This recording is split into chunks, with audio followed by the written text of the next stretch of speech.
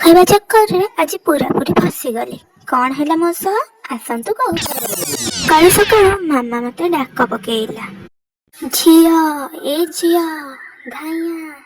କଣ ହେଲା ବୋଲି ପଚାରିଲାରୁ କହିଲା, ଯଦି ତୁ ବାସନ ମାଜିକି ଛତୁ ତରକାରୀ ଟିକେ କରିଦବୁ ତାହେଲେ ମୁଁ ତତେ ଗୋଟେ ଆମ୍ବ ଦେବି।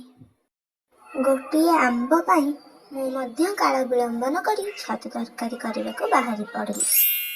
ଯେତେ ପରିଶ୍ରମ ହେଲେ ହଉ ପଛେ ଶେଷରେ ଗୋଟେ ଆମ୍ବ ପାଇବି ତ, ଏଇ ଆଶା ମନରେ ରଖିକି ଛତୁ ତରକାରୀଟା ମୁଁ ବେଗି ବେଗି କରିଦେଲି। वो प्यार ही क्या जो दर्द ना दे। ମଣିଷ ମନ ତ ଲୋଭୀ। ଆମ୍ବ ଖାଇବା ଚକ୍କରରେ ମୁଁ ବି ଜଲ୍ଦି ଜଲ୍ଦି ଯାଇକି ବାସନ ମାଜିଦେଲି, ଆଉ ଛତୁ ତରକାରୀ ତକ କରିଦେଇକି ମାମାକୁ ମାଗିଲି, ମାମା ଆମ୍ବ କାଇଁ ଦେ। ମାମା ସେଠୁ ମୋ ମୁହଁକୁ ଚାହିଁ କହିଲା, ଆମ୍ବ ଆଉ କଣ ଅଛି ଯେ ତତେ ଦେବି? ବସି ବସି ବୋର ହଉଥିଲି ତ ଆମ୍ବଟା ଖାଇଦେଲି। ହଉ ଛାଡ, କାଲି ତୋ ପାଇଁ ଆଣିଦେବି। ଆପଣ ମାନେ କୁହନ୍ତୁ, ମୋ ସହିତ ଏଇଟା ଭୁଲ ହେଇଛି ନା ନାହିଁ?